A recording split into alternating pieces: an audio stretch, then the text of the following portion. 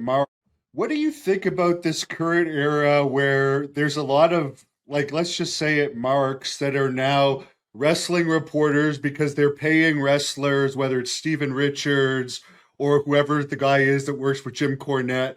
They've done nothing in wrestling, but they present themselves as experts, and people are actually valuing their opinion as if they actually have some knowledge, but they've never promoted, Yeah. they've never wrestled, and they've never booked. And if it wasn't for this new video interview style, they would never even be anything. What do you think? Would you have imagined this to happen? Yeah, Hannibal, you are 1000% correct with that. And I'll tell you why. Bro, I am a huge baseball fan. I've been a huge baseball fan, bro, since 1970. So how many, what is that? 55 years. Bro, never in a million years would I start a baseball podcast where all of a sudden I'm an authority. Never in a million years would I do that. If I ever want to do a baseball podcast, I would say every 5 minutes, I am a fan. I am a fan. I am a fan. Why?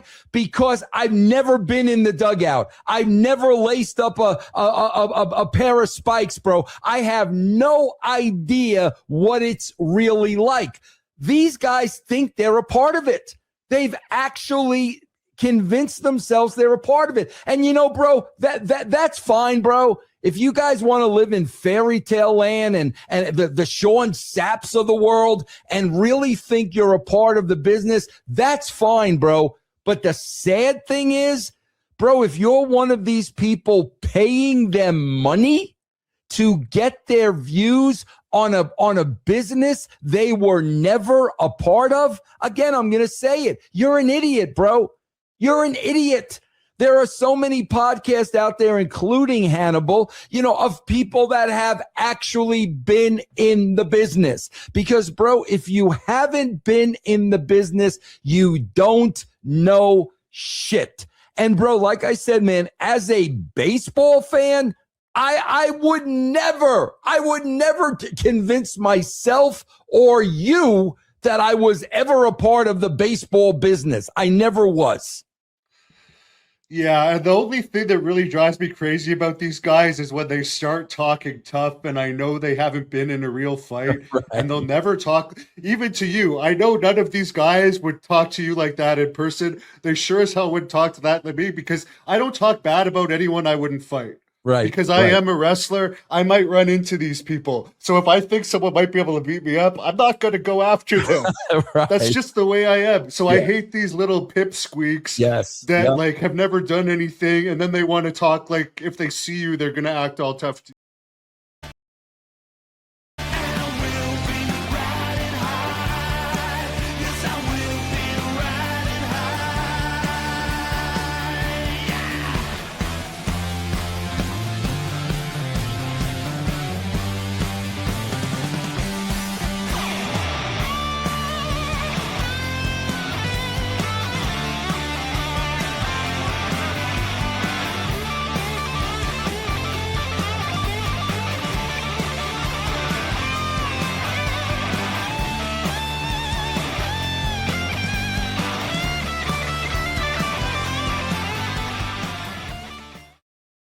I can't wait. I can't wait. I can't wait. You just don't know, Jimmy. I cannot wait. You can't wait. What can't you wait for? My internet to work? I cannot wait. Want to remind everybody, Monty, to file an agreement with ECW Press, and as they bring on new book. By the way, I have for you anyway. As they have new books made out, we have an agreement to bring on their guests. Some very Are well you known. getting Some at very what well I known. think you're? Are you getting at what I think you were about to get at? No, I can't. I bro. can't wait. No, it won't happen. It won't. First of all, it won't happen. It won't happen. He ain't gonna do it. What do you mean? He ain't You don't doing think so? it, bro. We never laced up a pair of boots, bro. Well, I'll be sending you the latest book written by Vince Russo, where he should be coming on our show. You sure it's written by him? I don't know, but I'm gonna send it to you. I have it in PDF, and then we'll get the hardcovers once it comes out. We're gonna shoot hopefully with him in early June. I can't wait, dude. You I can't be can't wait. serious. I He can't wait. hates us. I But he can't hates wait. us. I Can we have can't wait. Can we rent a studio for that one? Can we? Jimmy, we're going back to studio this year.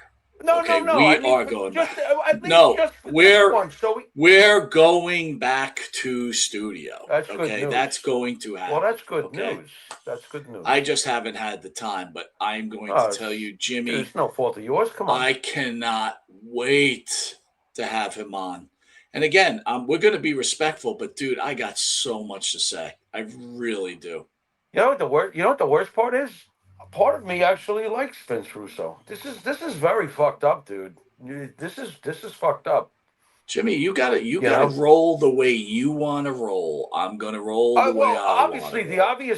The obvious part of me that doesn't like Vince Russo is the way he talks to us. It's like, dude, why are you treating fans like that anyway? We never said we were wrestlers. We never said we were this, that, or the other thing.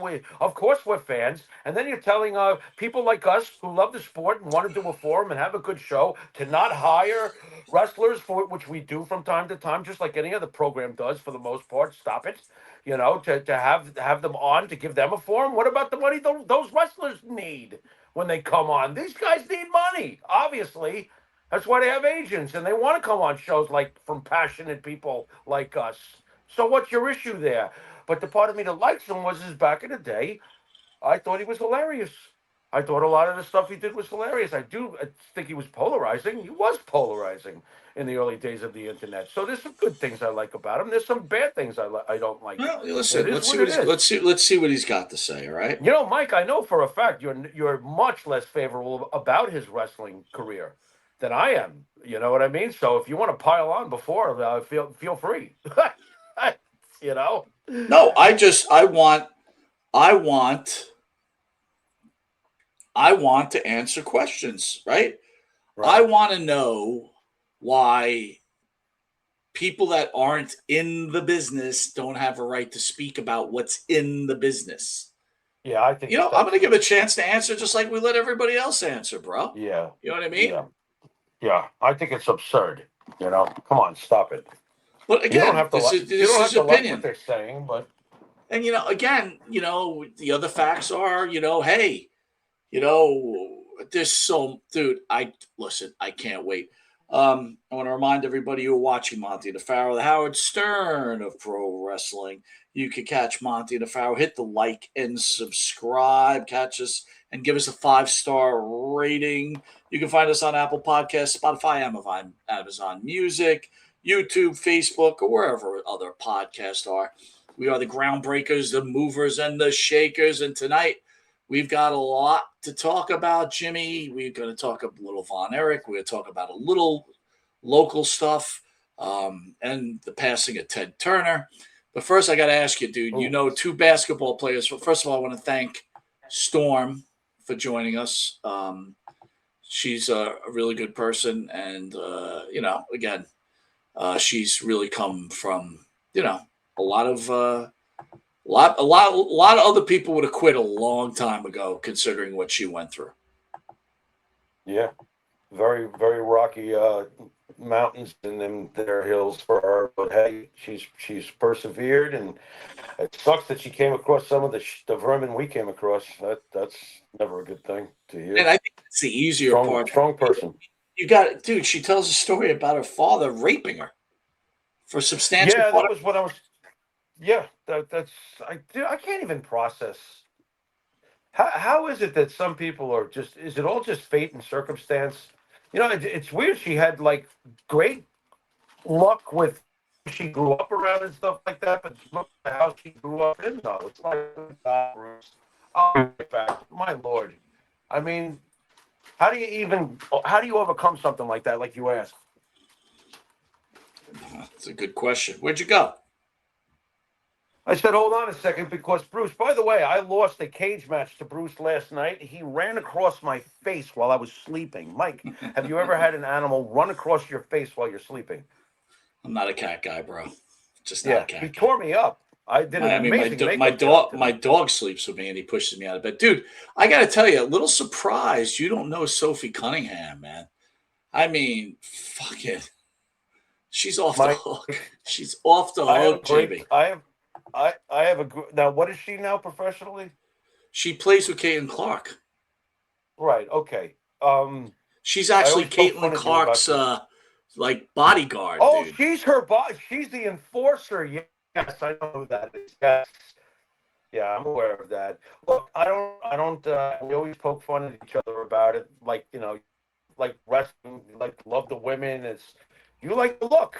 I don't really. I haven't connected yet with sports and looks in general. Bruce, I'm going to fling you. Stop it. He's doing this live. There's a shade over here with a wonderful little cord, and you know what happens when you put cats with cords? He thinks it's a wind chime. Stop it. Oh God, what is going on tonight? Crappy internet. The cat's acting like an idiot. I give up. Want to remind everybody if you could see it. Well, again, if we were in studio, it'd be better than my shitty camera. But anyway, Doug Gilbert's new book, Hot Stuff, Eddie Gilbert, the Uncrowned King of Professional Wrestling. Get it on Amazon. Haven't read it yet, Jimmy. I will give my book review when I'm done. Again, I will be sending you the PDF of Vince Russo's new book. And we want to thank ECW Press for always being a great partner with Monty. I've got so many great partners, man. Good fucking wine, level 500 level. The list is long. I'm happy. I'm happy. And we have our new channel back. So our old Yeah, channel back, I mean. that's a bit of a miracle. Unexplained. I'm just as baffled on its return as I was when it was taken away. Does that make any sense? Listen, let's take this now. We're gonna figure out what Bruce is gonna help out with the channel. You're gonna help out with the channel. Let's see what we can turn it into. Jimmy, you like literally just disappeared off your camera. I have to. The cat is out of No, but control you tonight. like the way it happened. Your internet is dragging, so it looked like you just disappeared. Like poof, you disappeared. Pretty cool. Fucking internet is still dragging. Sorry, folks. No, it just was very cool. That's all. Oh, It looked like you disappeared. Oh my God! I can't believe he's doing this live. What the fuck are you doing tonight, cat? I didn't leave any catnip out. I don't get this part. All right. So in recent news here, travesty, FedEx driver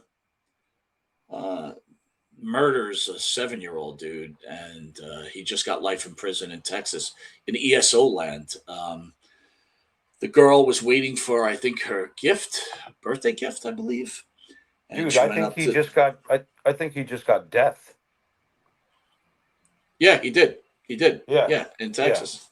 Yeah. He wanted the cops to give him a few, before they brought him in, to give him some time with his kids because he was going to miss bringing him up. I mean, I got to ask you, dude, what makes someone do something like this? And they say there's no devil. Really, he's just evil.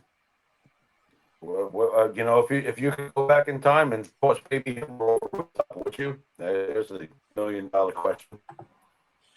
Yeah. Some people weren't evil. You guys just. We've come across a few, that are like that. Ted Turner passed away yesterday, Jimmy. Thoughts on Ted Turner? Jane was hot back in the day.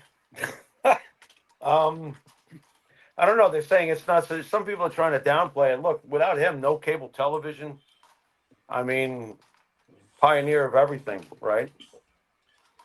Ted Turner to me, dude, is an iconic figure in general, but he's also an iconic pro wrestling figure. Yeah, he gave us Georgia Championship Wrestling. Where would we have been without that? I mean, that was like, I don't know. At times, did you like Georgia more than WWF at the time? Be honest. I was like, sometimes I was more excited to tune into Ted's product. Well, I'll tell you the truth. I love tuning in on Saturday at 6:05, and when we were hanging out at that time, it was always pretty cool. We'd watch that and then get up and go out, to 10 o'clock or whatever. I forget how old we were, but I mean, Yeah. listen. I think if it's not for Ted Turner, you don't get Ric Flair. You don't get a lot of this stuff, man. You I realize mean, what he think did for about it. do you realize what he did for the Atlanta Braves too? Yeah. The Atlanta Braves are like not have a national fan base now. You know that, right? I know Braves fans here in New York. It's kind of surprising, but I knew a few that were Braves fans that grew up watching it on TBS. I guess they were for some Well, let reason me ask you: they when you gravitated. used to, when you used to watch TBS, did you ever watch the Braves game? I never did. When they came on Sure. after Well, TBS, I but never yeah, watched them. no, I did. Being a big baseball fan, I did. Look, in the '70s, I used to watch the Met games if the Yankees weren't on. Dave Kingman, whatever, et cetera, et cetera. I loved baseball. So yeah, I would watch some. That's how I first saw guys like Ryan Sandberg. Look, where the National League had stars too. Was Ryan You know, Sandberg playing back then? He wasn't playing back then, was he? during the '80s, when I first saw Ryan Sandberg on nationally televised games or on TBS, the Cubs played the Braves a lot Yeah, the during the Cubs. I '80s. remember him. The Cubs. I think I was in the army Right, but then at that's that what I'm point. saying is because of Turner's ability to give the Braves exposure, I got to see the Braves play a lot of teams. Let So me. I got to see Ryan Sandberg. I'm not seeing Ryan Sandberg unless I'm a Met fan. Let's be honest. You You know? brought on Georgia Championship. You brought up Georgia Championship Wrestling, right? Yeah. Hmm. What was your favorite moment in Georgia Championship Wrestling? Oh my What was God. defining to you as a child growing up watching Georgia Championship Wrestling? Those promos with Soli at the desk are like the first visual I think of. Why is that? Can you help me out there? The first thing I think of when I think of Georgia Championship Wrestling is either Roddy standing next to Gordon or Rick doing a promo or Dusty. For some reason, Mass Superstar pops into my mind standing at that podium. Was it the look? Was it the feel of that program? I think the whole feel of that program was so different from what we were watching, and it was really good. Look, you can have Black Sabbath and Led Zeppelin. You can have them. If you only pick one, you're almost missing out. And that was the magic of those days that you could watch both and like both. Sure, the dividing lines are much stronger today. And yes, if you asked us back in the day, we're still rooting for our home product. But my God, I love Georgia Championship Wrestling. The highlights that they would show from the Omni. How many times did you and I go, why can't we see the Omni matches? The torture of only being able to live vicariously through the magazines. Georgia Championship Wrestling was amazing. Ted Turner's contributions to wrestling are immense. There's no Monday Night War without Ted, right? I mean, Again, this is an it's iconic immense. figure. He's an iconic pro wrestling figure. I mean, And dude, Jay was hot back in the day. Full circle. I remember, my Georgia Championship Wrestling, obviously Tommy Rich, right? Yeah, Um, sure. for me, Tony. Morocco attacking Gordon Soley's huge, Mm-hmm. huge. Mm-hmm. Um, my favorite, honestly, to believe it, if you remember, Tony Atlas beats Ric Flair.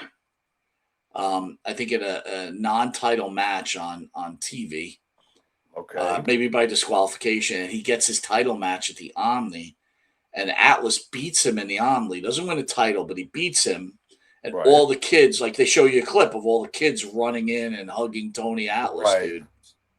Right. My favorite. We've spoken about it before. My favorite memory is when they showed the highlight. I think it was at the Omni, right, Mike? Or it was at a big coliseum somewhere. It wasn't in the studio of the Georgia tapings when Roddy hit Morocco with the roller quarters. Yes, yes, I yes, like yes, yes. to the phone. We're like calling each other, like, "Oh my God, he's back! Did you see that?" Roddy Piper, man. Oh my God. And think about this. So let me ask you this: when you think about what was the what was Flair's greatest opponent in Georgia Championship Wrestling? Or do you Oh man. recognize Ric Flair as a WCW guy? No, I still first and foremost recognize him as an NWA World Champion. He was certainly an NWA World Champion more than long enough to be remembered as that first and foremost. WCW is almost wow. I never thought of it this way. You know how you look at Macho's career with the World Heavyweight titles in WWF days, and then you look at his titles in WCW later on. That's almost how I look at Ric Flair's NWA world titles and runs when he was younger and doing the marathons and fighting the Wahoos and the JYDs and the Von Erichs and the Harley races and this and the Dusties and the when Flair was really Flair. It almost feels the same way. Flair did amazing in WWE. Do not get me wrong. He did. He has legendary moments in WWE. Of course he does. But first and foremost, NWA champion, Omni matches. Bro, it killed us back in the day that we couldn't see those matches. We couldn't wait for Georgia Championship Wrestling to come on the following post live event so we could find out what the hell happened. Otherwise, we'd have to wait for the magazines, right? First, it was the magazines, and then Ted gave us the ability to watch them, correct? Yeah, absolutely. I agree. Ted is, something? Hold on, let's break this down. Outside of Vince McMahon, who has been more important to the growth of professional wrestling through the cable industry and the internet than Ted fucking Turner? That's what I'm trying to say. People don't recognize him as an iconic figure, right? Oh my God! Why did we never try to get him on? Oh, he would have cost a fortune. You never list a pair of posts, Click. The other thing too, dude, is like back then, the one thing like I hated when WCW took over because I hated the title, right? Right. Like I guess what I'm trying to say to you is when EC3 came to studio and he had that old style NWA title, dude. Nothing like it. Oh my God, man. Right. There's no belt. By the way, I still think that that's the coolest looking belt if you really pressed me. I got to tell you the truth. I was just about to say that to you, man. I feel like that belt is the belt. And I've never understood it, Mike, ever, that, sure, Billy Corgan has notoriety and wealth and stuff, and he bought it and stuff, but I've never understood how that company itself is still floating around out there. How Vince didn't somehow gobble it up. How, don't you find that, wait a minute, hold on. Every other thing that was ever something in this country in professional wrestling as far as companies, unless I'm mistaken, was ultimately purchased by Vince, whether it was AWA, whether it was NWA, Mid-South, Texas, Florida, Georgia, you name it. It was all per ECW, all per AWA, NWA, WWE, all that stuff that followed for the most part was purchased. Why would he not want to purchase quite honestly, AWA was the third wheel in those amazing days, if you're really going to get technical about it. And the NWA was really number one for quite a while. Why would you not want to own that? Doesn't that puzzle you? Mike, if you were buying all those territories up and I was advising you, I'd be like, you've got them all. Why are you leaving this one? Dude, all right, so I got to ask you this before he brings up a good point. So let's talk about belts real quick. Yeah, sure. He says the coolest belt was the green Intercontinental belt Morocco had. Great belt. But I'm just saying, I'm like the NWA. All right, so I never liked the NWA title when I was younger, but as I've gotten older, I got to tell you, when EC3 put those in my hand, I felt like I was Jimmy. I felt like I was holding a piece of God. Yeah, it was so weird. Well, you were holding a piece of true lineage to everything that is pure about, and if there is such a thing, everything that is pure about what we do love about the sport of our wrestling. There's everything right about it. Is the NWA history as far as a restless wrestler? It just is. You were holding history, and that's why I don't understand that it's out there. I don't get why Vince didn't just buy it. Well, what are you doing? Before, just so you know, I think the green Intercontinental belt also is one of my favorite. And when we had Tito in studio, Tito tells a story, right? Didn't he tell a story? That he left it in his basement. He didn't know that Greg was going to bust it up, but they would decide to change over belts. I forgot, what was after the green belt, what did they bring in as the IC belt? Because the green belt was an orange belt. Remember when Patera had it, it was orange, right? Yeah, it felt like orange reddish or something. Yeah, orange reddish. Then it became green. Valentine beats it up.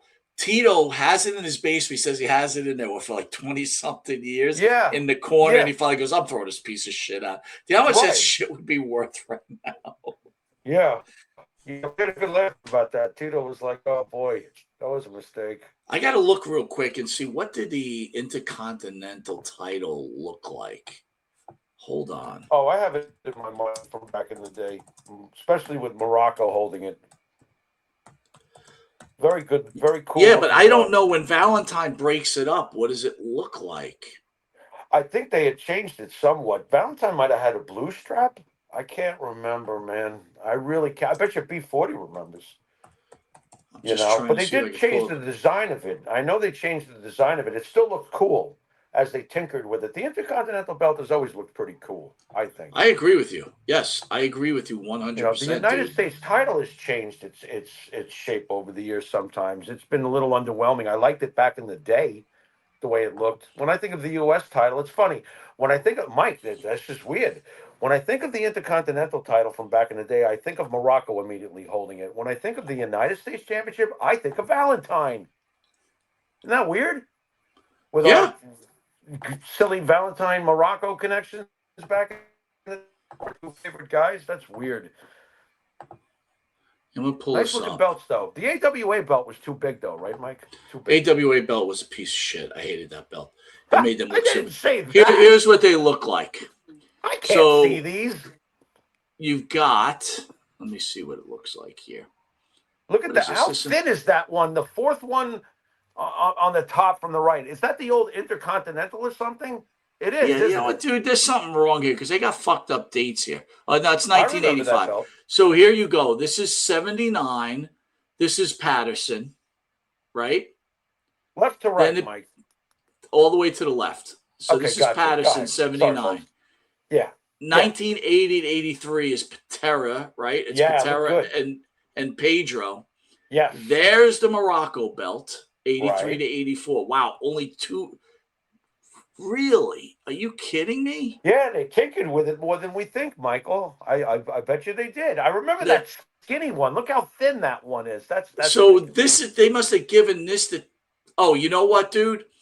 So they must have given this to Morocco after. So here's Morocco green. This went to Morocco after. This is the one Valentine destroys, and then this becomes the Intercontinental title. Which, Right. by the way, this might be my favorite title. I I can see love that that. title. That's the Savage title, dude. Yeah, I could see that. Yeah, yeah. There was something very full about it. Am I making any sense? It just Yes, yes. Wow, yeah, yeah. absolutely, man. Yeah. Like if you're looking at a painting, that one hits the spot. Let's put it that way. Because a belt Yeah, is a piece of art. It really is. You know, we could talk about belts and bore the shit out of each other all day, but belts are a piece of art. The AWA belt too big. The NWA belt noble as fuck. dude, Seriously, that's I'm the vibe. telling you. That's the vibe I get from it, and always did. The WWF Championship looked pretty cool back in the day. You know, how many times has the face of the WWE belt changed? A whole bunch. You know, I still love the Stone Cold Smoking Skull belt. I don't know about you. I could do without the Cena spinning it, but I get it. I get it. Spinaroonie It's belt is gold. not the spin belt isn't bad, but I'm just talking like favorite belts. If I have to put it in order now, Skull I'm belt. gonna The skull I'm gonna belts. go Oh, I'm gonna go with Morocco's green belt number one, NWA Ric Flair Harley Race Dusty Rhodes title number two, and then I'm actually okay. gonna go with number three being the Randy Savage Intercontinental title, Are and we then are number we four. down? Are you forgetting, or maybe we're downplaying, or just not talking about it a little more thoroughly? The amazing Eagle Backlund Championship belt that he had back in the day. Well, that's Hogan's, right? That's Hogan's Right, the belt, right? The Hogan. Eagle. Yes. Well, what did Backlund wear? He Backlund's had the belt was beautiful green too. fucking piece of shit belt, I dude. thought, That but belt the sucked. gold, the stuff on the plates itself, I thought were very nice. That's the Bruno belt. Hold on. Let's you know what? I remember liking the old titles. I thought that they looked fucking fantastic. You know, I love the Let's Hogan see. one. Obviously, that looked great. Listen, we're getting old, right? So I let's like let's Roman's title that he held for most of the time. I thought it was pretty cool looking. Not to go all modern stuff. hold on, dude. Let's pull this fucking bad boy up. I think I got it here. Give me 2 seconds. IWGP has really nice World Heavyweight Championship belt. Really nice. All right, let's see what we got here, bro. See if we could see this for everybody. So Valentine ripped the thin one. Is that what? Is that? So he ripped the after the green belt. He rips it, which is almost like the green belt. It's just another color. Yeah. Right, but yeah, he destroys that belt. Right. Good. So here's the WWE title. So here's San Martino's title. Okay. Very nice. You know what though? They're missing the green piece of shit belt though. Hold on a second. Let me see. They got Backlund's up there, don't they? Yeah, hold on, dude. I don't like this. I don't think this yeah, is I'm not good looking enough. I'm not remembering Backlund's belt being that. That doesn't look so great. I don't know. No, I don't. This is not a good. The 77 belt I remember was pretty nice. That's a pretty nice belt. Well, hold on here. Let me see if I got. Here we go. Let's try this one instead. Dude, I'm going to ring the Nerd Alert bell. We're looking at belts. What are we doing? This is more true to form. So here's San Martino's. Wow. Here's San Martino's belt. Yeah. Right, and then this becomes No, this is Backlund's belt right here. Well, you got San Martino to Graham to Backlund. So. Well, yeah. So there's belts missing in these pictures. There are. I would say this is San Martino Graham, right? Backlund right here, right, and then Backlund gets this belt, right, the green goobly belt. Yeah, I could see why you didn't like that one. Iron Sheik takes it, Hogan has it, and then they give Hogan the wing belt right here, right? Right. Yeah, that's the belt, Hogan's belt. That's the belt I love that belt. I do love that belt. That's the belt I truly think of when I think of WWF. Let's see what kind of comments we got here. Jay Will, Dave Kingman, King of Strikeouts. Dave Kingman, I've already told that story. I fucking hate Dave Kingman. He's a dick. Let's see. Yeah, Backlund. Not so many good things I've heard about Dave Kingman. It's kind of disappointing.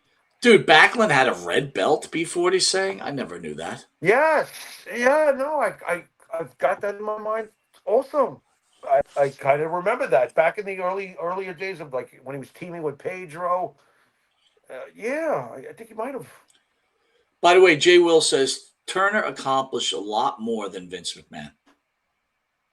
I agree. On the broad scope of things. It's not even close, dude. It's not even close. No, it's not. No. CNN mogul, fucking TBS mogul, cable television mogul, fucking professional wrestling mogul, Atlanta Braves. Come on, Jane Fonda was good looking back then, too. Oh, you see how I keep coming back to that, right? You're big on Jane Fonda, huh? I was back in the day. I can't stay. I'd rather not hear from her now or for my last 40 years or so of being around, but she was really hot back when you were a teenager. Yeah. She ain't no Sophie Cunningham. I'm going to tell you that right now. Yeah. By the way, can I file a paw suit against Bruce for disfiguring my lip? Yes, you can. But then you're suing yourself because that's your cat. Right. So. Right. Well, Bruce, looks like you're not eating. Wait a minute. He'll fuck you up even more, that cat. All right, let's go to some local independent action I need you to weigh in on. Seems like got a lot of little heat with our friend Ray Apollo, the fourth doink or the third doink. I don't know where he falls in that lineage. Let's see what Ray's got. I thought we liked Ray. No, we don't have heat. There's heat between Ray Apollo and that fucking mushroom idiot, fucking Dylan Hines. This is what This is what Ray had to say, because it seems that Dylan Hines is now traveling with our friend Knuckleball Schwartz. What's his name? Knuckleball Schwartz? The guy we had on. Lombardi. Lombardi is traveling with Dylan Hines as the new Doink. So Lombardi did play Doink. He did play Doink. Okay. So he's going to signings as Doink. So I think Ray and his agent Eric Sims are having their anger issues over it. So let's see what Ray's got to say, okay? Hey, wrestling fans, it's been brought to my attention there's another guy running around trying to be me. Well, it doesn't work. Often imitated, never duplicated. There's only one, the one and only, Doink the Clown. Now, as far as the wrestling business, some of us had to work to get where we are, and some of us got there other ways. And Lombardi, I know you had a friend in the office.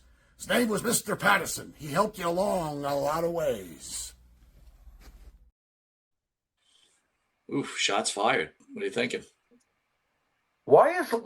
First of all, why is he even infiltrating on that gimmick if he's got the brawler thing? Why? I'm confused, man. Well, he was Doink too. He played Doink for a little bit, and I guess well, Whoa, let's see what. Whoa. Let's slow down a second. Do you remember him as fucking Doink? Can I just be honest here? Do I He was the remember his Brooklyn Doink? Brawler. No, You're I not do not fucking Doink. remember him. I don't remember his So Doink. what the I fuck don't. is he doing? Why is he even doing it? Well, Why because is he even doing it? because he's bedfellows with that fucking potato head, Dylan Hines. And Dylan they Hines is decided another that- one of those crooks that is in this whole thing, right? He's just Wait a another minute. one of those crooks. And they decided it would be more lucrative to not book him as the Brooklyn Brawler, to put him as Doink.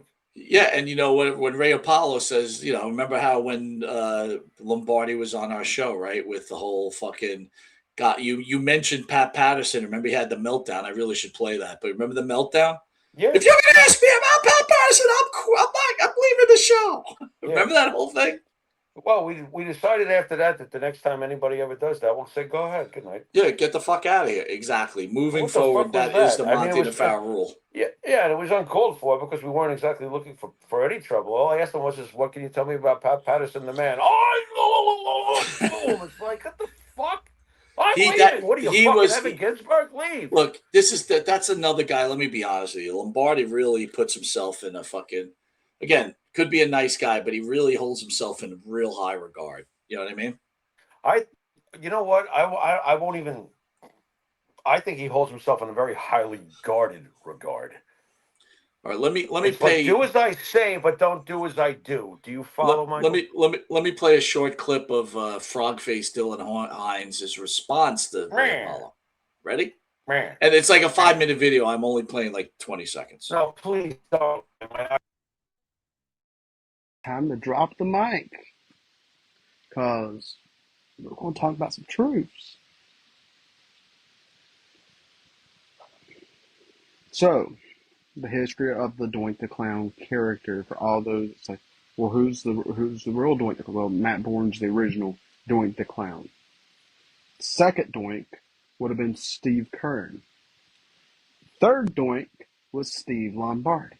And the fourth string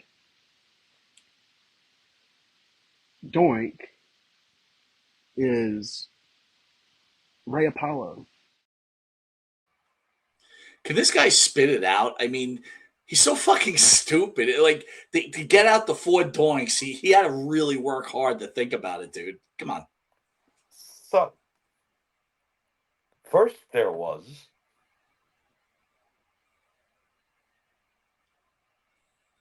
That's it. You know what's scary to me is who are the people that like watch his videos and be like, yeah, we're behind you. What? Oh, there's a bunch of those guys, right? But how? I mean, come on. It's a shit burger. Why would you want to chew on it? It tastes terrible. I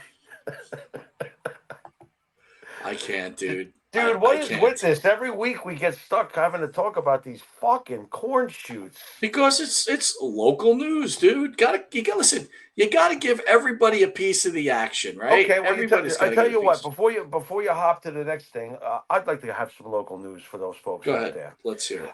He never laced up a pair of cleats, and he never swung a bat at mighty Yankee Stadium. But John Sterling passed away. He is high. He is far. He is gone. And any thoughts on the greatest Yankee announcer of our effing lifetime, Mike? By the way, a New York iconic figure. he's just a fan, though. He never laced up cleats.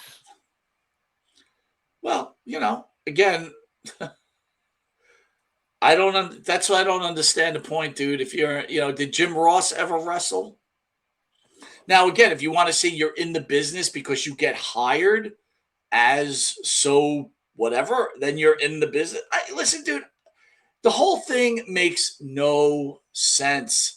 I mean, look, you know what? The one good thing that's happening if you have enough money, you can do about anything now. You just had a guy at WrestleMania pay $100,000 to sit next to the announcing booth. So if you get enough money, listen, if that guy's sitting at the announcing booth and he paid $100,000, is he now in the business? If you see it as a good thing that if you've got money, you can do whatever you vote. If that's always been the case. So to me, nothing's changed. But my point is, if you're sitting there, now you're in the business. You actually were at a WrestleMania. Vince Russo can't say that he sat and announced at a WrestleMania, even though the guy didn't say anything. So he's in the business. That's what I'm trying to say to you, right? I think we all have the right to talk about the business, and we have a right to get involved in the business as to whatever aspect we're attempting to do, like this show, for example. But the ones who are really in the business to me are the ones who do the traveling for the big programs and write the scripts for the big programs and set up the rings and take the pictures like Johnny Photo. I don't think that it's really that complicated here. I don't think that this should really be that complicated. I agree. You're now in the business. And Vince Russo, to deny the platform that we especially have nowadays, and what's with stupid Hannibal, like, this new forum? Hey, asshole, you started doing this over a decade ago. We've been doing this for almost a decade. This is not a new forum. It's just got a foothold now. Yeah, but you're letting Russo off the hook. Russo literally says in that thing, even, Hannibal's a wrestler. No, he isn't. Hannibal's a guy who paid people to wrestle for his organization. So guess what? Dylan Hines and his father started a wrestling organization. Right. So that mean that Dylan Hines is in the business? I guess so. Right. If we decided to start a wrestling federation, the Monty and the Farrell Wrestling Federation, and we had matches and we paid wrestlers to lose to us, are we now in the business? Yeah, I guess. Well, it's the same way right here on Long Island. We've got the Long Island Ducks. They're a professional baseball team in a professional league, right? These guys get paychecks. Wait a minute. So are you saying if you get paid to do what you do, you're in the business? It all depends. There's levels. Again, we've talked about this before too. To me, if you're in WWE, if you're in IWGP, if you work for AEW, if you work for NWA, if you work for NXT, if you work for TNA, if you're working for a valid professional program that's giving you a certain level of exposure, yeah, you're in the business. Then wouldn't any independent wrestling organization means you're in the business? Yeah, but on what level? People throw it around all the time. Mike, we never felt we were in the business, but we have to integrate with the business. But it doesn't mean we're in the business. I think at the core of this, our biggest objection is the guys who fucking managed in Perth Amboy in front of 20 people and never were on any big programs. I'm in the business. No, stop. We've never taken those sorts of fucking stupid bows. Look, if we start drawing a paycheck from Sirius Radio and they want us, yeah, okay.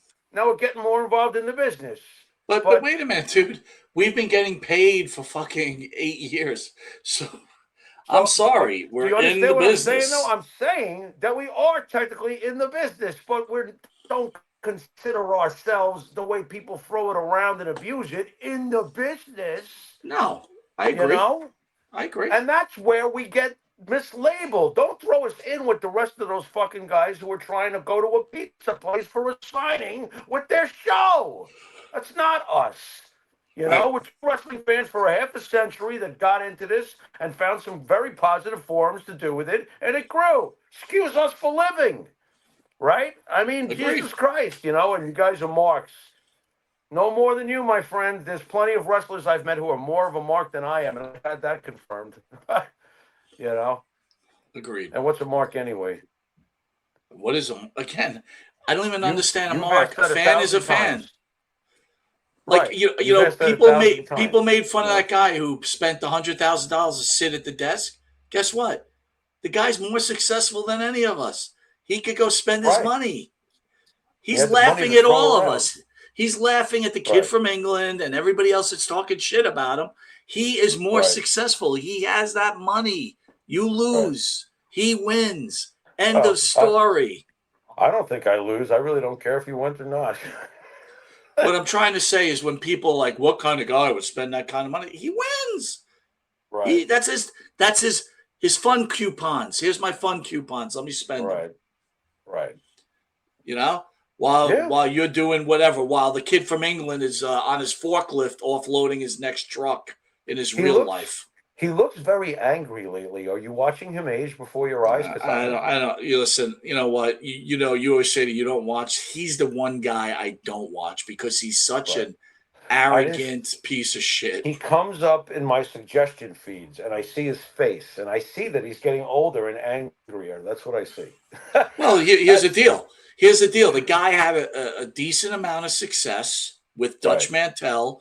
He started making some legit money. And what's better than that, right? It's like, hey, I'm doing YouTube. He quit his job, I bet, loading and unloading truck with a forklift, right? That's what he does. You know, he got himself that fucking tattoo of that Shawn Michaels has because he wanted to be like Shawn Michaels. Wrote a book about Owen Hart. Again, what does he know about Owen Hart? I have no idea. And why do I know so much about him? Because, again, we've been around long enough. We watched some of these shows, right? And so the guy did pretty well for himself. And then he hooked up with some people that didn't do well for him. He got rid of them. He hired people to do his cutting, right? Because, you know, we have Shelly Martinez on the show every so often. And Shelly said how she was impressed by her video cutting because I guess she does that for a living, right? And the fact of the matter is, if you don't go live and you could spend all the time in the world, you know, anybody could cut shit. Like, dude, let me be honest with you. If we got ourselves some better cameras and we didn't go live and I just cut up the shit, it would look like we didn't need a studio, but it's not what we do. So, you know, for the time being, this is what we're doing. And can I add this too? I love Shelly Martinez. Okay. I do. But I got to tell you, the host, and again, I tried to say it to, I tried to say it nice to her. The guy that hosts her show, this guy Chad, he just doesn't have it, dude. You know how we talk about the juju and having good stuff? You know what I'm saying? He just doesn't have it. He's not a good co-host. So it's like a sandwich without the bread, or I feel bad for her because I think she's got a ton of talent, and I think she could really go somewhere. And this guy, the Chadster, he was doing a show with Francine from ECW. And remember when Francine was in studio and I said, do you remember this conversation? I don't know if you remember. I said to her, I knew how her show was really doing, but I was being like a dick a little bit, right? So I said, you know, how's your show doing? And she goes, oh, we're trying, blah, blah, blah. And I'm like, you got to get away from that guy. I told her that. And I said, he just doesn't have it. And guys, it's not like I want to do a show with Shelly Martinez. Believe me, I don't have enough time, and I have my partner here, so has nothing to do with that. But I do think Shelly Martinez has a ton of talent. This guy he's just not any good, dude. And I'm not trying to pick on the guy. He's not any good. He spends What's that? He's in the business. Well, again, you know, when you have a host, when you have a co-host, okay, and you're a somewhat star of the show, your co-host shouldn't be trying to put themselves over all the time. Right. It's a mistake. And, you know, so if you go to James, I will say this, does a decent job not putting himself over. No, for sure. You know who was the worst at that? The guy with the horrible teeth. Was his name Angelo or something like that? Oh, from way back that no one knows, that guy? Right. That guy like that was like the whole interview would turn out to be about himself. Oh, dude, that was like early on. I mean, that guy's just, I mean, that guy's but we're talking about a skill set, like, you know, and you're not supposed to do that, you know. That's it. Yeah. No, well, again, so many people want to be famous at some point. Like, it's like, I don't know, Jimmy, you and I aren't trying to be famous. We're just plugging along here. Why do we do it? I don't know. No one worse. Wait a minute. Okay, hold on. Let's see what we got here. Hold on. Because we love wrestling. No one is worse than the nerd who does DiBiase's podcast. Oh my God, that guy is awful, dude. So you So tell me you don't watch them. I haven't seen that. I have again, no I see shows come across my feed and I check it out, right? Because I'm like, what's Right. everybody doing? What do they do? Here's the thing. So Right. here goes back to the original point. If you pay Ted DiBiase enough money to do a podcast every week with you, he's gonna fucking do it. Okay. Right. I mean, look, Right. Shelly's been plugging along with this too much information with this Chad guy. They're not making any money. Right. At what point does someone recognize that? And listen, if she does it because she likes the guy, and I mean likes him as a friend, don't take this the wrong way, or she does it because whatever, she likes doing it. But the point of the matter is if you're not fucking making any money out of it, what the fuck are you wasting your time for? You know what I mean? How many times did we see it in the past where we had a wrestler come on the channel and do a show, and either they're just not committed or they want instant gratification or something like that. The very rarely do they stick around or want to, like, improve it or listen to advice or look, it's happened. I've seen it happen with us a bunch of times. I used to enjoy the Tony Atlas stuff. I thought that was pretty cool for a little while. But you know what? But that was Tony talking into a camera with no one talking to him. I And Tony know. had that skill set. He was good. He He was was good. good. Yeah, he was good. Did Marty ever do stuff with us on a consistent basis? I know he might have tried. So when Marty was trying to go on his own, because he thought he was like, I want to make that Kevin Nash money, is how he used to say it to me, right? I And I don't blame said, him for thinking that way. no, not at all. And he said to me, Monty, do you think, you and Jimmy want to like be the host? And I'm like, nah, Marty, it's not a good mix. Why is that? Well, to be honest with you, Marty, you're not reliable. And number two, Marty, I got to be honest with you. I call it Marty Lash, you Right. know? And he's like, what's that? I said, too much Marty is too much Marty. I said, respectfully, sir, once you're done with your stories, there's nothing left in the tank. I mean, let's be honest with you. That happens to a lot of wrestlers, right? When they're done with their stories, there's nothing left. Right. Kevin Nash is successful because Sean Oliver is very good, and Kevin Nash can speak everything but wrestling. Do you know what I'm saying? Right. That's true. Yeah, Kevin Nash is a different prototype for sure. I think that if Marty was offered on a weekly show, you're right when you say that after all the stories, what's left? I'll tell you what is left. That if you used it the right way, if it was like a weekly show, wouldn't say a daily show. If you No, he's used it doing a the right weekly way, show. Yeah. yeah, like Marty has some outrageous opinions. Marty is entertaining as shit. You could talk to Marty about other things, and I think that if he had the right co-hosts, that he could get away with it for a Well, little while. But I I want do think it would run its. But you I would never. wanted Problem I number one wanted is no you'd never part of it, get Jimmy. Marty to. I wanted no part of it.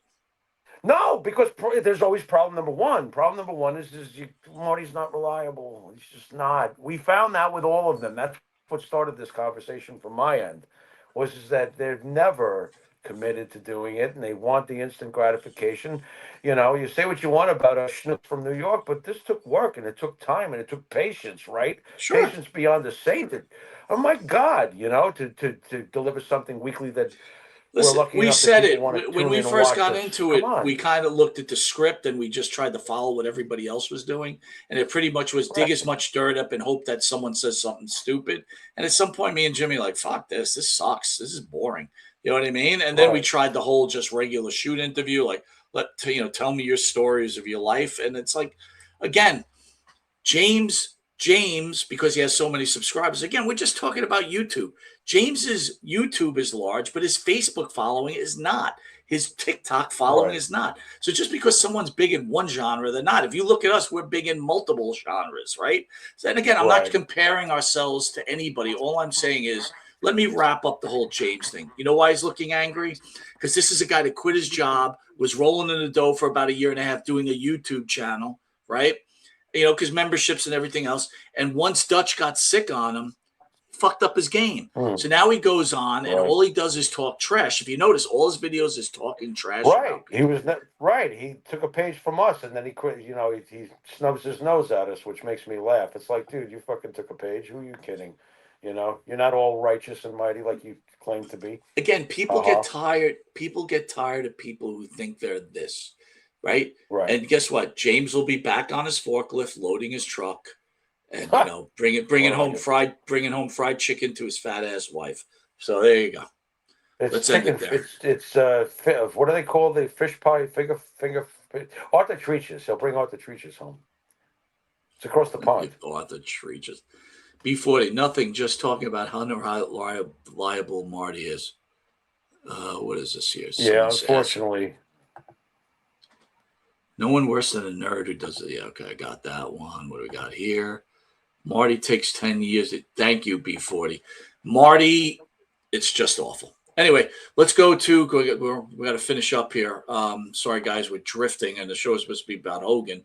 The Von Erich documentary came out on, it was a two-parter, The Great Von Erich Family. Couple key takeaways, Jimmy, that I found out was, number one, Vince McMahon went to Fritz during their heyday and said, hey, I want you to be part of the WWE. You'll get 60%. We'll get 40%. Let's go. And Fritz said, no.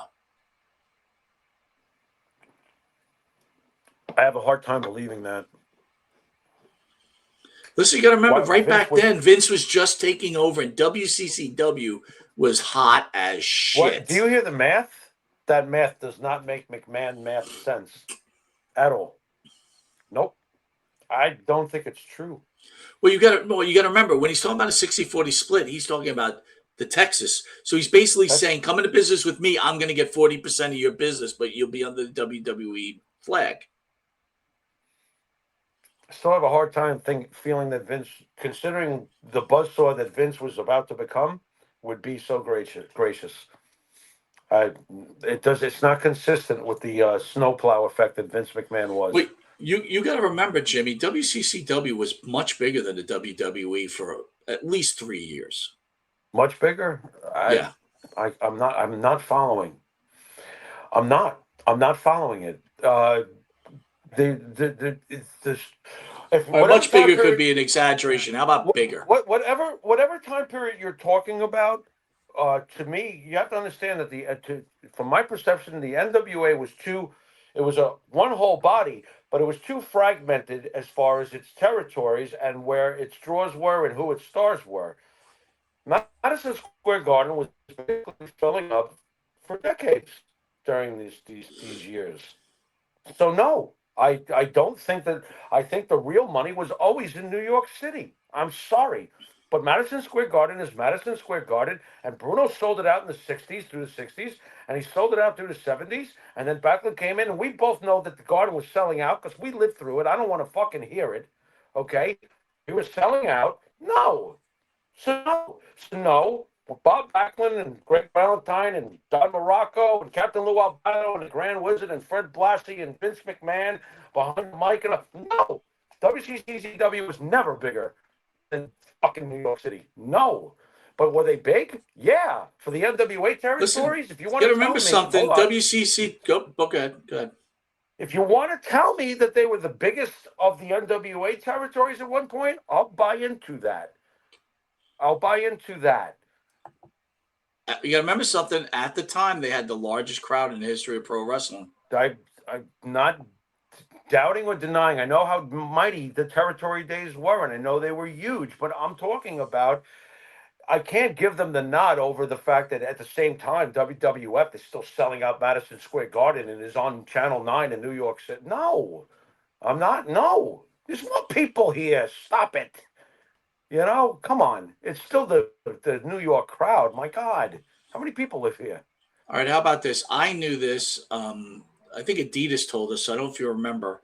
The story goes when Kerry has the motorcycle accident, they amputate his foot, right? Yeah. But the real story is they actually put it together, and he actually tried to wrestle, and it broke coming down the stairwell after the match. So and then they had to amputate. Oh, so they reattached it, but it didn't work out in the ring, and then they had to do what they did. Is that what you're telling me? And then they had to do what they did, yes. I could see that. That's much more plausible than then Vince McMahon, 60 for you, 40 for me. That doesn't sound like Vince, but And Kerry, Hogan tells a story, and you've heard this before. Kerry would not show the boys that he was missing a foot, so whenever he took a shower, he kept his boot on. We heard that. Hogan tells a story. They went snorkeling, and Kerry kept his shoes on. wow, that sucks, dude. Here's another interesting fact. The old man, Fritz, gets the heat for the boys.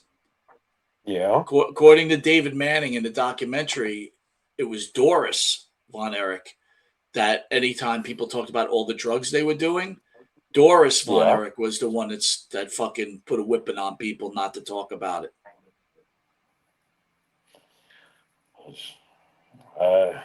What am I going to say about that one? I don't know. That I don't know. I will say this.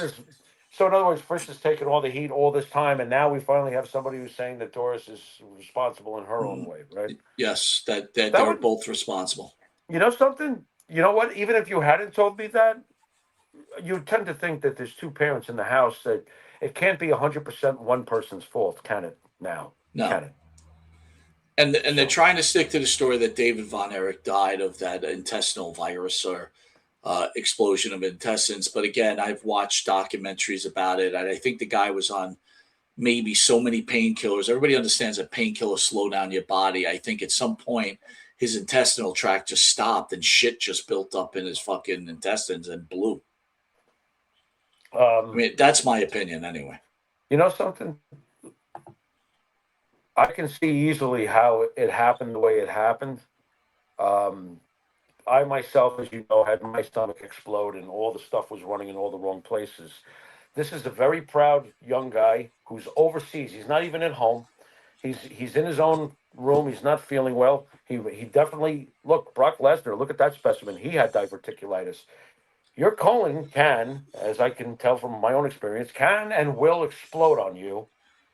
Well, your intestines. Again, Jimmy, in the documentary, Kevin Von Erich says that he goes to a proctologist, and the proctologist wants to, do what a proctologist does. And David got all pissed off and wouldn't do it. So David, also being who he was, fucked up. You know what I mean? He did fuck up. This is not an excuse. This is me saying I can see why it happened exactly the way it did. Here was one thing that did bother me. So there's two wrestlers that I've met personally that it's been nothing but a thrill. One is Hogan, right? Yeah. And the next would be Kevin Von Erich, who was more than incredible. Right. But Kevin in the documentary said he wasn't into the drugs. All he did was smoke weed. And we've heard enough stories that I was like, wow, really? Now, do we believe the wrestlers who say that he did drugs, or do we believe Kevin Von Erich that says he just did weed? It's funny, too, because I wish I could have been there when you met him. It sounds like you caught him on a really good day. I did meet him a couple of years back, and I thought that he was very strange. That was my vibe off him, that he was very strange. By the way, he's a magnet. People are just attracted to him. Did you notice that when you saw him? A million people want to talk to him. Well, again, I was at the big event. I'm a huge Von Erich mark. I was, working the floor, and I'm watching. His line is through the roof, and I'm like, whatever. And then the days I'm about to leave, and I'm like, man, you fucked up with Hogan way back when you were younger, and you didn't fucking meet him. Don't blow this chance, because it will be your only chance. Like, I knew it. And the line wasn't so bad, so I jumped on. I got on there. He first started off telling me what a fan he is of the show, which I was like, wow, thank you. And then we just talked about Vince McMahon, the WWE, and what they meant for the business. And it was literally like, if I had to watch two, it was like 15 to 20 minutes. He was just sitting there talking to me. And, the agent's like, Kevin. And Kevin's like, hold on. And he just kept talking to me. And, again, I always wanted us to interview him. I'm a huge Von Erich guy. And just because he did drugs doesn't mean I think he's a bad person. I felt like, why wouldn't you tell the truth? Like, why wouldn't you say, yeah, I had a pill problem too? And, so now you go, what's that, Jimmy? He seems very like okay. I didn't meet him under the same circumstances you did, so it sounds silly when I asked you. Did you notice that he's got this aura where everybody wants to talk to him because you were waiting on a line, so obviously everybody was there to talk to him. Right. When I saw him, he was eating dinner, and it was at the bar because we were staying at the hotel for the fucking event, and everybody wanted to talk to him. He seemed very guarded but polite on the day I saw him. He was very polite to everybody, but I could see that in his mind he's not really built this way. That's why he's a mysterious figure in so many ways. You were lucky to get a conversation with him. He is very elusive. I found him to be a little strange. I didn't even want to bother him. He was eating. Well, I think But that could have been the thing too, right? He was eating, right? So, no, he was who very knows? pleasant though because it was Karen who, of course he remembers Karen because of Wahoo, So he was pleasant, but I just didn't want to, invade his time. But behind us was a million more people looking to bother him. Mm. I just think he's very private, and whether he did a lot of drugs or not, we've heard from quite a few people who said that Kevin was just as rowdy as the rest of them. Are you really that surprised if he No, was? not at all. He was part of. They were rock stars. You know. Now, will I say that the Von Erichs at their height were just as successful as anything that was going on at Madison Square Garden during those years? The answer is yes. Right, Mike? Yeah, I mean, the Von Erichs were I agree. were huge, huge. But I don't think that puts WCCW above WWF during those days. They were still, don't forget about the Spectrum and the Boston Garden. I can hear Phil up in Boston. I mean, my God, they were packing it out. All right, I want to play one video clip and then want to get to Hogan. Video All of right. Brock Lesnar beating the shit out of, well, not beating the shit out of anybody. Check this out. Come on. Come on, I'll give you a free shot. Huh? Are you done? Huh? I don't think there's a more physical looking animal than Brock Lesnar. Who was that he just threw around like a bag? I think that was another wrestling guy in whatever college he was at. I don't know. Why would you ever tangle with that mountain? Dude, but just look at him. I mean, Yeah. if you looked in the dictionary of a man, there's a man right there. But Mike, I don't know how you'll find this to be, but I recently saw Brock Lesnar talking about why he wants to get out of this, and he spoke about what I went through. He had what I had, so look at him. He's like you just said. He's a statue, but his insides broke the fuck in half. And he's scared that if it happens again, it was amazing reading this. I was like, Lesnar's one of my all-time favorites. You know that, right? Mm-hmm. I mean, and I'm reading this, and he's like, if one more bad thing happens to my insides, I'm fucked, and I have the same problem. So it's just, I love Lesnar, man. He did the right thing, by the way, for your boy Oba. That man is unbelievable. For now. All right, let's talk for now. Right, again, a lot of these guys are suspect. A lot of these guys are suspect to me, dude. Wow. We said Cena's the last great one. What's that? That can't be short term. You know what? I agree with you. This is John Cena or Stone Cold or Hogan or any of that stuff. But do you think that this is just going to be for the next year or so? Otherwise, what was the point of this? We're going to find out. Look, I'm not saying I'm right. All I'm saying is my belief is you got to have something. And Oba's hot right now, but we've seen it a million times. Right. To me, he doesn't have it. And you know what, dude? I'm usually right about this shit. Like, I know I agree. when guys are going to get over and when guys aren't. I agree. Yeah, you and I knew Roman was going to. We just knew Roman was going to be the man. Like, we never even questioned it. All the shit he was going through. It's like you just know certain guys have it. That's all. Oh, I don't think this is a situation of the next Roman, but are they? There is no such thing as the next Roman. It's a different. Each face winds up being different from the previous one. That's a fact. Whether it's Sammartino, whether it's Hogan, whether it's Austin, whether it's The Rock, whether it's Cena, or a guy like Punk. They're all, they have to be different from each other. Can't be the Yes, next blueprint. I That agree. doesn't work. Well, let's talk about the icon Hulk Hogan, right? So that documentary on Netflix, again, it's in the level of the Vince McMahon documentary. I loved every second of it. A couple of things, Jimmy, to count on. I know you didn't get to see it yet. Hogan grew up in Tampa. His ex-wife, Linda, says on the thing that he was such a good bassist he could have played with Guns N' Roses. Thoughts about that comment? You know what? Over the years, the tails get taller. I never really thought much about it. I find it interesting that in the beginning it was just a side note. He was playing bass in a cover band or original, whatever he was doing. I've never really seen anything from him, so I really can't comment on that. But I found it funny over the years. First I heard Metallica. I could have been Guns N' Roses. I'm like, oh, stop it. You think it's easy being Duff from Guns N' Roses? Get out of here. Don't downplay Duff like that. They He's an talked awesome about bass him player. getting his leg cut broken by Matsuda and then him Yeah. going back. He said basically he didn't really have a choice. He wasn't getting along with his father. Right. He didn't really have anywhere to stay. He Okay. was doing steroids at that time. He was hanging out with his bandmates, so he went back in. Again, I find it odd that someone would just break your fucking leg. I mean, who does that shit?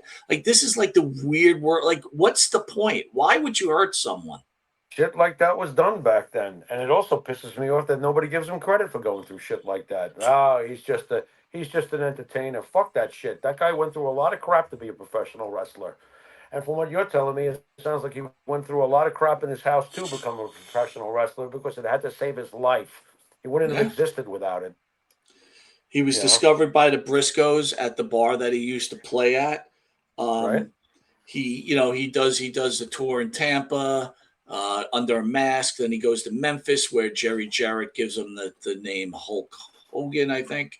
No, not Hulk Hogan. Hulk Terry Boulder or whatever the fuck it is. And then at some point they send him to Vince McMahon, who gives him the name Hulk Hogan. Right.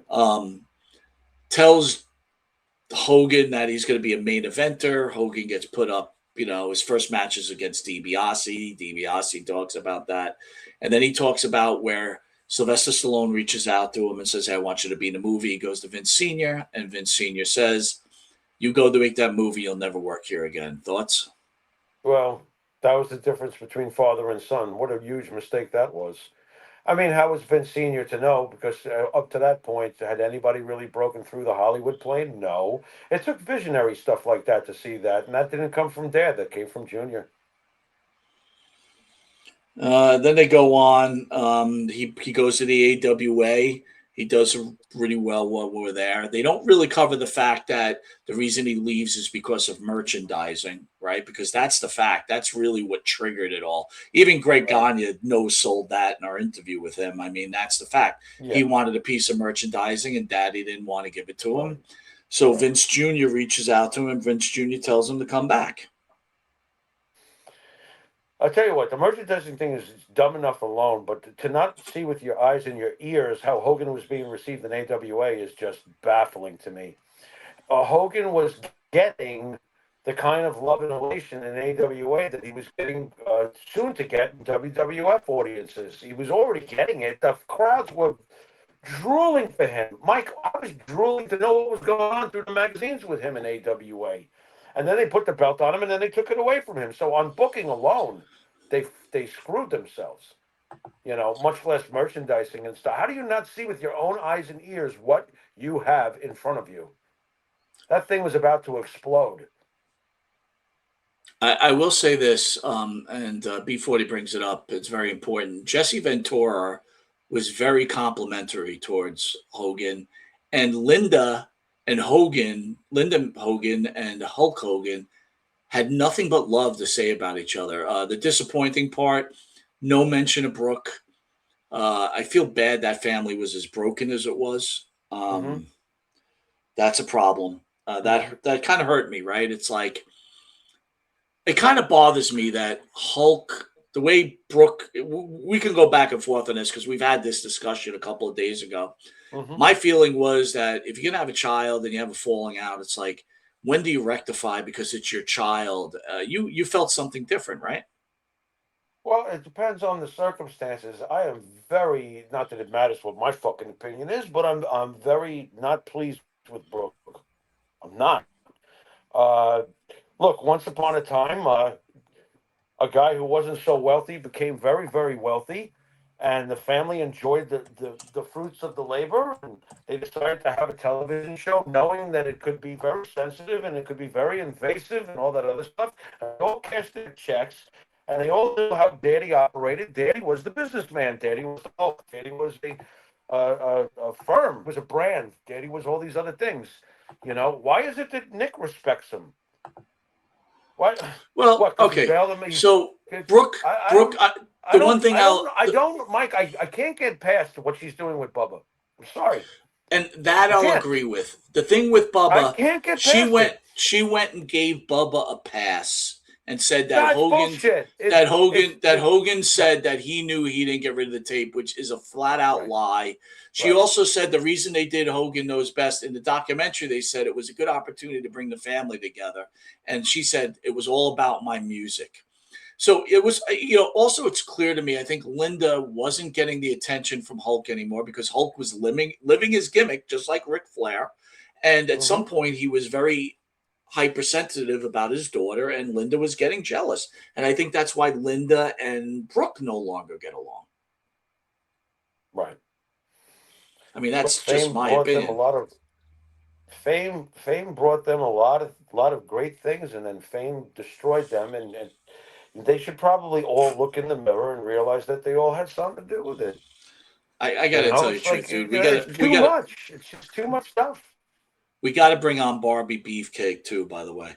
Um, Another Okay. thing they spoke about, Jimmy, was Hogan older brother dies of an overdose, and Hogan like screwed up. Instead of like saying he just gave him money to help him out, and he ended up ODing. So that was a big part of it.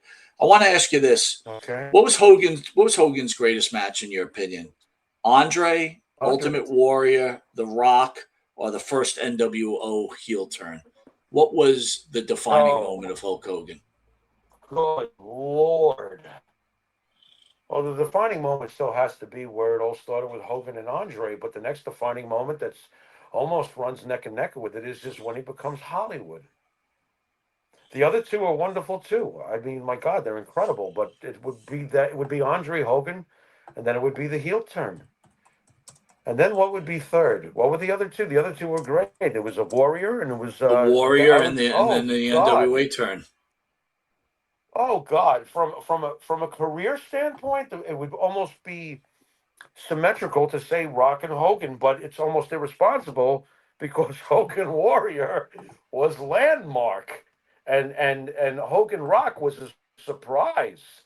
People didn't, nobody knew going into it that Hogan was going to be cheered for because he was coming in as the heel, and that The Rock was going to be booed with every offensive move towards the Great Hulkster. No, no. So good God, And he's dude, got let's four let's unbelievable let's moments. make this clear for anybody out there.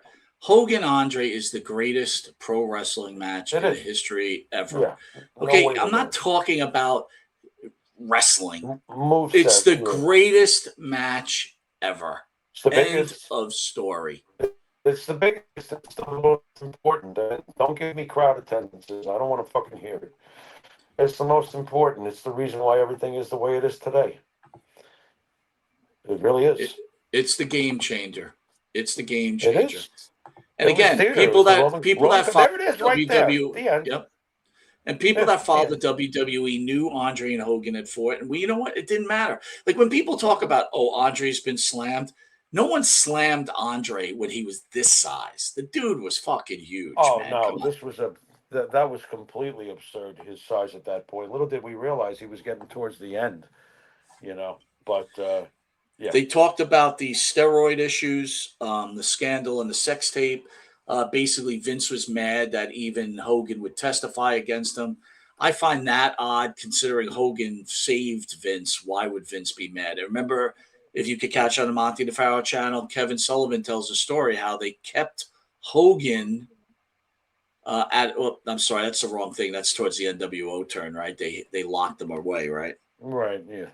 No. Didn't he tell that Vince locked them away before the thing to make sure the feds couldn't get to him? That I don't remember. How about the heel turn? Was it the greatest heel turn in pro wrestling ever? Yeah. It changed everything. Nothing like that had ever happened before. First of all, wrestling was now being offered to more people than ever due to cable, and there had never been a heel turn like that. And people can try to rewrite history all they want. It was the immensity of it because of who was making the heel turn. This was Captain America, people. I hate to bring it to the younger generation. You can piss on them all you want, and I'm sure you will. But this was Captain America in the 1980s. How about the racial comments? Look, I've always felt this way about it. What he said obviously wasn't right, but what he said was intended to be a private conversation with somebody he thought he trusted.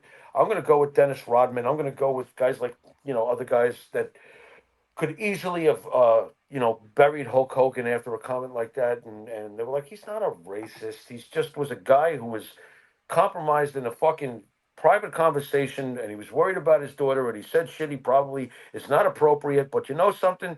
If that's the case, then none of us can ever leave our house, because if we've never muttered a single unclean word, we are lying. So there's that, Am I happy that he said stuff like that? Not necessarily, but I understand why he would be worried about his kid and stuff. He said some wrong shit, but he apologized for it, and afterwards his apology didn't count. So what's the point? What is the point? You want to bury him? Bury him. You want to love him? Love him. I love him. And again, I'm going to say this. There's always an agenda, right? Yeah. If Hogan still had stroke in the business, guys like Mark Henry would have kept their mouth shut. And Mark Henry's proven that, right? Mark Henry's made his choices in between. It's just, again, it's like Hogan was the guy to beat up on. Right. He's got a Trump factor to him in some ways, obviously. And of course, I think actually him doing the Trump thing was even in people's eyes worse than his racial comments. Yeah, it fueled it even more. It was like, you see? That's right. Just stop. Can't anymore, man. And Jimmy, we'll close it out like this in the documentary. And it's like, to me, it was a guy who was a broken man, and I mean broken meaning that he had all the money in the world, but he knew his time was up. Yeah. Yeah, you could have all the money in the world, and does it buy you peace and, tranquility? Not exactly. Look what it did to his family. Clearly not. All right, Jimmy, another great show.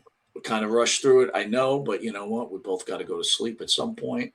Want to thank everybody for sticking us on Thursday. I want to thank Storm from the American Gladiators for a wonderful first interview. Jimmy, your internet connection was beautiful now. What the fuck? What's this all about? I don't know. I'm wondering if the third person comes on is the problem. No, it better not be that. It's never been that before. It's only been the last couple of weeks. We don't need that happening. It's awfully weird, man. Awfully weird. It is strange. All right, brother. All right, send us out, bud. All right, you've been watching Monty and the Pharaoh, and until next week, later.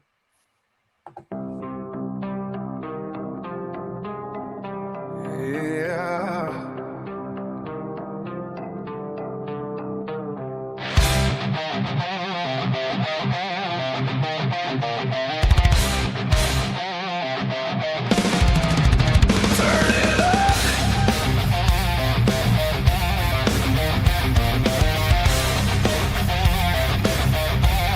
No scripts, no apologies. This is Monty and the Pharaoh. Step into the fire, we're breaking all the rules. Voices getting louder, we ain't playing for fools. From the streets of New York to the worldwide stage, uncaged opinions, yeah, we bring the rage. Truth hits hard like a chair shot swing. Legends get tested when the real ones sing. No filter talk, yeah, we say it proud. If you got a problem, say it out loud. Lights go down. We ignite